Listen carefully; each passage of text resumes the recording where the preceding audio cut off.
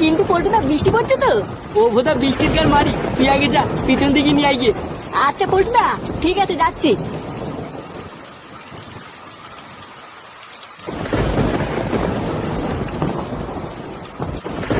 বাড়া সত্যি এই মালটাকে তোরা আমার কাছ থেকে সরিয়ে রেখেছিলিস? হ্যাঁ, লেওড়া গুলো তোরা আগে বলি তো যে তোদের কাছে মাল আছে, তাহলে আমি আসার সময় একটুখানি চাট নিয়ে আসতাম। তুই যা মাতাল চোদা, তোর আবার চাট লাগে নাকি?